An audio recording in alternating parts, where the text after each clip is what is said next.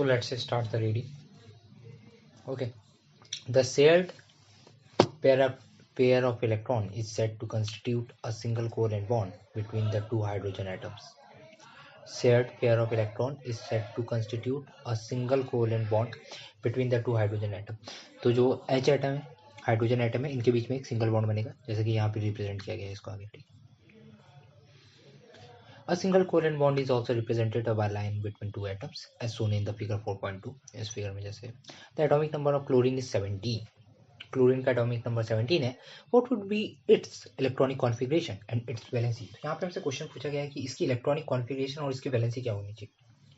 Electronic configuration का तो मतलब ये होगा कि हमको इलेक्ट्रॉन्स फिल करना है, तो हम पहले KH सेल में भरेंगे फिर L सेल में भरेंगे.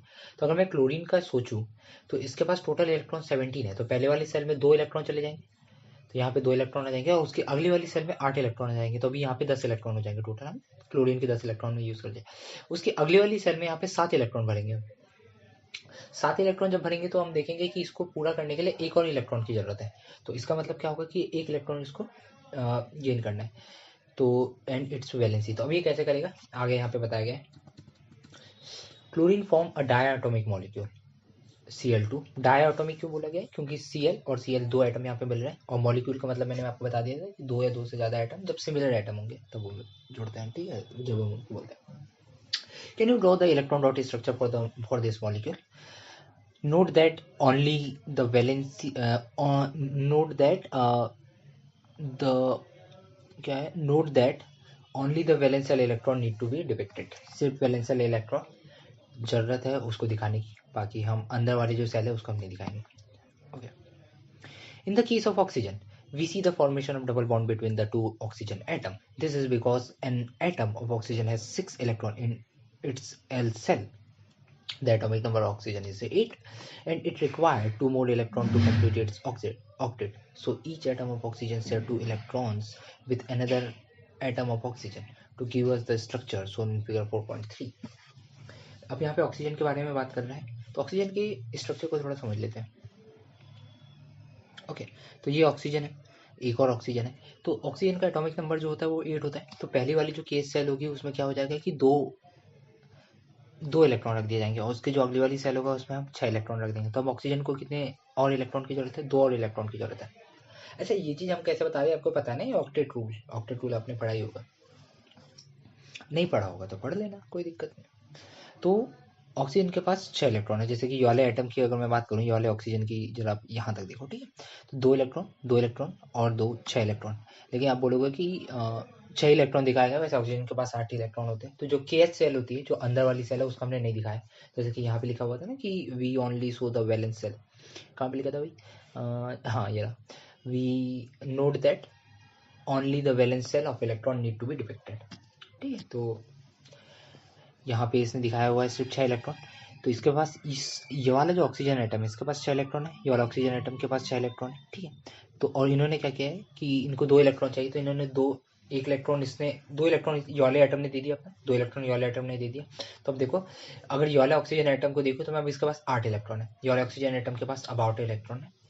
तो इस तरीके से दोनों ऑक्सीजन एटम ने अपना ऑक्टेट पूरा कर लिया है. इस तरीके से दोनों का ही फायदा हो गया. और देखो शो कैसे किया गया है इसको, O और उसके बीच में डबल बॉन्ड. हर एक बॉन्ड में इसका मतलब ये होता है कि 2 इलेक्ट्रॉन होते हैं, 1 इलेक्ट्रॉन ये वाले एटम के, 1 इलेक्ट्रॉन ये वाले एटम के. ठीक है, यहाँ पे हमने देखा था जब हाइड्रोजन और हाइड्रोजन एक इलेक्ट्रॉन शेयर कर रहे थे तो सिंगल बॉन्ड से दिखाया गया था. तो इसी प्रकार से हम आगे सोच सकते हैं कि अगर कोई एटम है जिसके बीच में तीन बॉन्ड बनेगा तो उसको हम कहेंगे कि 3 इलेक्ट्रॉन शेयर कर रहे हैं, जैसे कि यहाँ पे दिखाया गया in the case of nitrogen. कि इसका मतलब क्या हो गया कि 1 2 3 बॉन्ड बने. इसका मतलब क्या होगा कि ये वाला जो N है, ये वाला जो नाइट्रोजन है, इसने अपने 3 इलेक्ट्रॉन दिया होगा, और ये वाला नाइट्रोजन का जो एटम है इसने अपने 3 इलेक्ट्रॉन दिया होगा. तो इसका मतलब ये 6 इलेक्ट्रॉन टोटल यहाँ पे शेयरिंग कर रहे हैं. ठीक है, आपको थोड़ा लिख के दिखा देते हैं. तो ये वाला इसमें ध्यान देना, इसने 3 दिया है अपने, और इसने 3 दिया है, और इस तरीके से 3 और 3 6 और 2 8, इस तरीके से नाइट्रोजन भी अपने ऑक्टेट पूरा कर लेगा. ठीक है, आगे हम पढ़ते हैं. कहाँ गया. Can you not depict the molecule of water, ये वाला नहीं था, कहाँ तक पढ़ लिया था हमने, ये रहा. The atomic number of oxygen is 8 and it requires 2 more electron to complete its oxidation. So each atom of oxygen shares 2 electron with another atom of oxygen to give us the structure shown in figure 4.3. The 2 electron contributed by each oxygen atom give rise to two shared pair of electrons. This is said to constitute a double bond between the two atom. इसको double bond कह रहे हैं, और अगर nitrogen की बात करेंगे तो इसको हम ट्रिपल बॉन्ड कह देंगे नॉर्मल नॉमेनक्लेचर से. कैन यू नाउ, अब क्वेश्चन पूछ रहे हैं, can you now depict a molecule of water showing the nature of bonding between one oxygen atom and 2 hydrogen atom. अच्छा, बना सकते हो क्या वाटर के बारे में? वाटर का फॉर्मूला होता है H2O.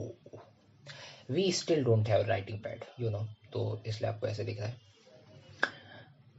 Does the molecule have single bond और डबल बॉन्ड? दो क्वेश्चन पूछे गए. सबसे पहले तो ये कह रहा है कि जो हाइड्रोजन है, सॉरी, जो वाटर है, वाटर मॉलिक्यूल, वाटर को क्या बोलेंगे? मॉलिक्यूल बोलेंगे. Can you now depict the molecule of water? Water को मॉलिक्यूल कह रहे हैं.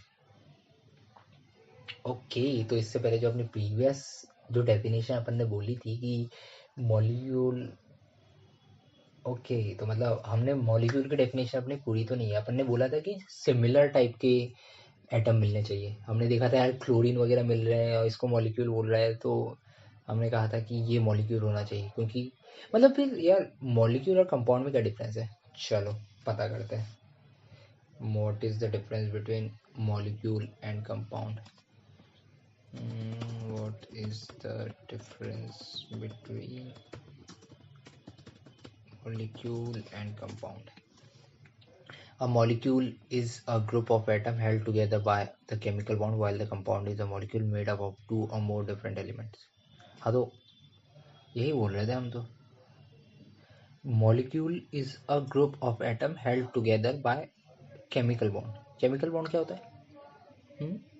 फिर से बताओ भैया. A molecule is the smallest unit of chemical substance that contain its chemical property. Molecule can be made up of atom of the same element or the different element. हाँ, तो ये अपन अभी तक यारी से डेफिनेशन देख रहे थे. इसमें ये कह रहा है कि H2O को भी मॉलिक्यूल और CO2 को भी मॉलिक्यूल में जोड़ा है. A compound is a substance made of the 2 or more different elements that are chemical combined in the fixed ratio. Okay, fixed ratio. ये fixed ratio क्या होता है? Compound have different properties than the individual element they are made of. भाई देखो, मैंने पढ़ा और मेरे को तो क्लियर नहीं हुआ. तुमको क्लियर हो गया हो क्या मतलब होता है दोनों के बीच में, तो मेरे को बता देना यार. मेरे को तो क्लियर नहीं हो रहा है कि मॉलिक्यूल क्या है और कंपाउंड क्या है. तो अभी के लिए तो ऐसा कर लेते हैं कि जो बेसिक डेफिनेशन है उसको भी याद रखते हैं, और उसमें एक्सेप्शन के तौर पे वाटर को भी जोड़ देते हैं. एक्सेप्शन बहुत मिलते हैं भाई. ठीक है, आगे पढ़ते हैं. Does the molecule have the single bond और डबल बॉन्ड? तो ये जो H2O है इसका स्ट्रक्चर बनाना है और अपने को बताना है कि इसके बीच में सिंगल बॉन्ड होगा या डबल बॉन्ड होगा. करेंगे, चलो करते हैं. देखते हैं. पेन दूसरे ले ले क्या? डैश डॉटेड डॉटेड कौन सी वाली ले? ये वाली लेके देखते हैं. ये सिलेक्ट काहे नहीं हो रही?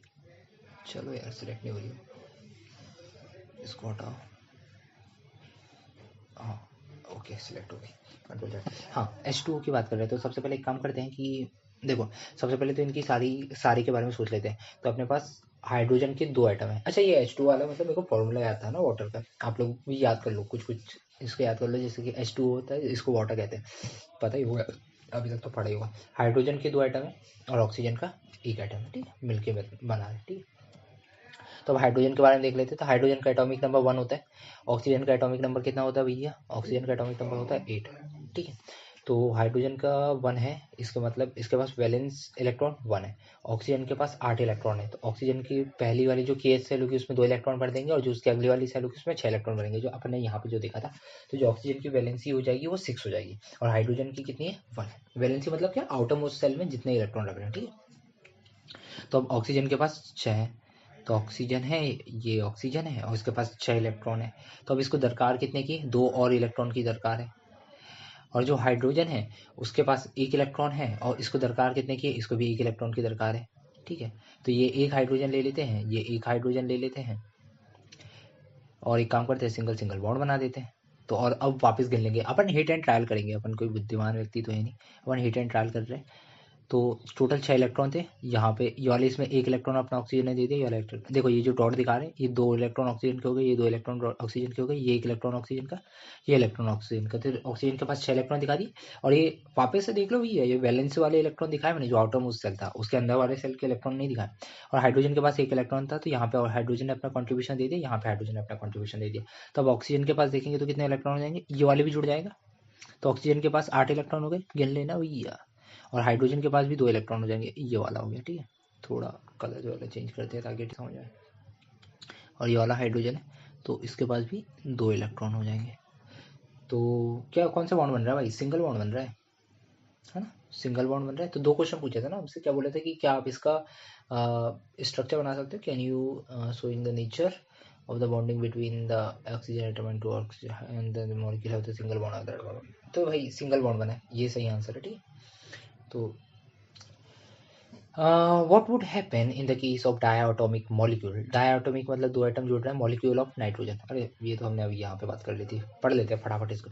nitrogen has the atomic number 7, what would be its electronic configuration and its combining capacity in order to attain its octet, to attain an octet? Each nitrogen atom in a molecule of nitrogen contribute 3 electrons, giving rise to 3 shared pair of electrons. This is said to constitute a triple bond between the two atoms. The electron dot structure of N2 and its triple bond can be depicted in figure 4.4. A molecule of ammonia has a formula of NH3.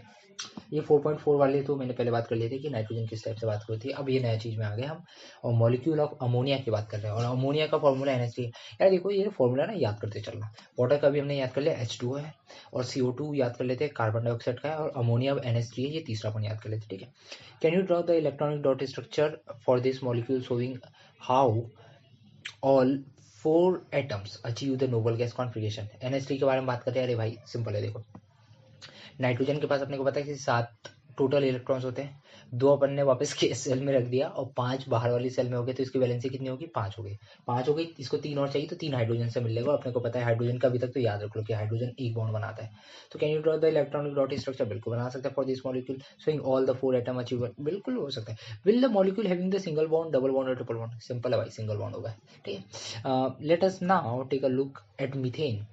Methane का formula आपको याद नहीं होगा, मैं बता देता हूँ, इसको CH4 बोलते हैं अपन, मैं लिख नहीं रहा, which is a compound of carbon. अब बताओ भैया, यही बात, अभी तक जब NH3 था तो तुम इसको बोल रहे हो क्या, मॉलिक्यूल, और अब जैसे ही यहाँ पे कार्बन आ गया, मीथेन आ गया, तो इसको कंपाउंड बोल रहे हो। अरे भैया क्या डिफरेंस है भाई दोनों में, क्लियर तो करो, देखते हैं कभी शायद क्लियर हो जाए 11th 12th PhD करते हुए, अभी तो नहीं पता। Methane is a widely used as a fuel, and यार अपन लिख रहे हैं ना, टाइम वेस्ट हो रहा है, फटाफट पढ़ते हैं। Methane is widely used as a fuel and is a major component of biogas and compressed natural gas. CNG से चलने वाले ऑटो में याद रख लेना भैया, CH4 होता है। It is also one of the simplest compound found by carbon. Methane has the formula methane has a formula CH4. Hydrogen, as you know, has a valency of 1. Carbon is tetravalent because it has 4 valence electron. In order to achieve noble gas configuration, carbon shares this electron with 4 atom of hydrogen as shown in figure 4.5। 4.5 में इसका structure दे रखा है, देख लेते हैं 4.5 में, ये रहा फिगर 4.4। तो कार्बन है, तो ये कार्बन के 4 इलेक्ट्रॉन दिखाए गए हैं, और हाइड्रोजन अपना एक एक इलेक्ट्रॉन जो कि डॉट के इसमें से दिखाया गया। तो कार्बन के पास अब टोटल 8 इलेक्ट्रॉन हो जाएंगे। तो सिंपल देखो, electronic dot structure for methane, मतलब देखो electron dot structure for methane, ठीक है।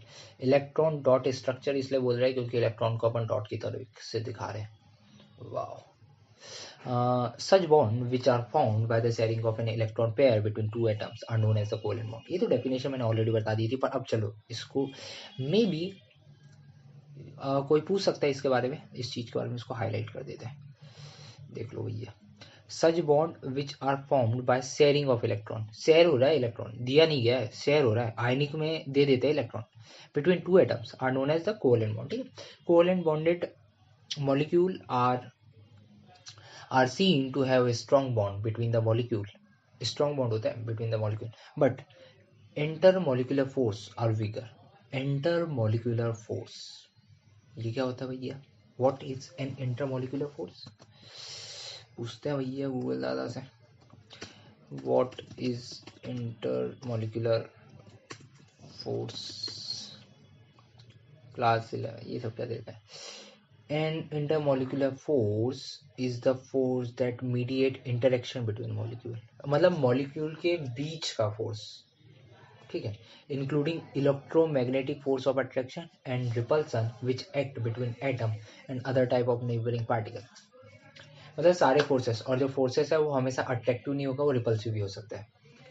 दो चीज़ें समझ लो भैया, इंटरमोलिकुलर मतलब मॉलिक्यूल के बीच में, मॉलिक्यूल के बीच में, और जो फोर्स होगा वो जरूरी नहीं कि अट्रैक्टिव और रिपल्सिव भी हो सकता है। अट्रैक्टिव और रिपल्सिव का मतलब समझता तो है ना आप लोगों को? अट्रैक्टिव मतलब पास में लाने वाला फोर्स, और रिपल्सिव मतलब दूर को करने वाला फोर्स। जैसे कि मैग्नेट देखा ना, नॉर्थ एंड नॉर्थ पोल क्या होता है, रिपल करते हैं, वो दूर जाते हैं, या साउथ और साउथ पोल भी, मतलब सेम पोल या सेम चार्ज है सपोजेस, ठीक है। तो कहा था covalent bonded molecule are seen to have the strong bonds, strong bond होता है within the molecule, but intermolecular force are weak, मतलब जो मॉलिक्यूल के बीच का जो फोर्स होगा वो वीक होगा। अगर वो अट्रैक्टिव फोर्स है तो भी वीक होगा, अगर वो रिपल्सिव फोर्स है तो भी वीक होगा। तो बॉन्ड स्ट्रॉन्ग होता है भैया, बॉन्ड स्ट्रॉन्ग होता है, लेकिन फोर्स, अच्छा ठीक है। This gives rise to the low melting and boiling point of this compound. Okay, तो ये कह रहे हैं कि क्योंकि इंटरमोलिकुलर फोर्सेस स्ट्रॉन्ग नहीं होता, इसलिए इनका बॉइलिंग और मेल्टिंग पॉइंट वीक होता है। तो फिर आपने ये क्यों कहा कि भाई बॉन्ड स्ट्रॉन्ग होता है? क्योंकि अगर बॉन्ड स्ट्रॉन्ग होगा तो तोड़ने में मुश्किलात होगी।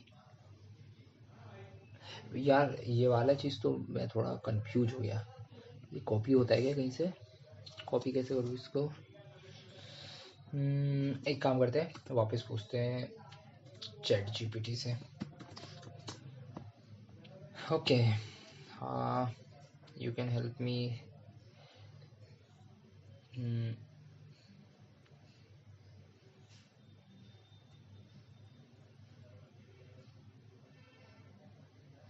ओके, क्या पूछना है अपने को?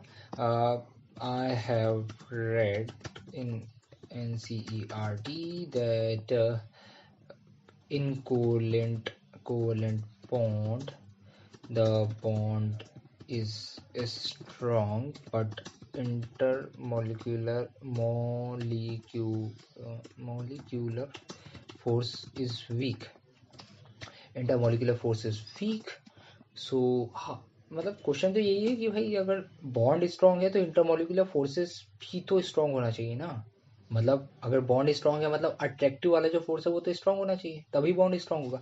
सो अपना क्वेश्चन यही अपन फ्रेम करेंगे। So how this is possible, how this is possible that the force is weak but bond is strong. Let's see. The concept might seem contradictory at first, but it makes sense once you understand the distinction between intramolecular bond and intermolecular. अच्छा भैया, ये दो अलग अलग चीज होती है, intramolecular bond and intermolecular bond. Intramolecular bonds and intermolecular forces. भाई क्या कंफ्यूजिंग है यार ये।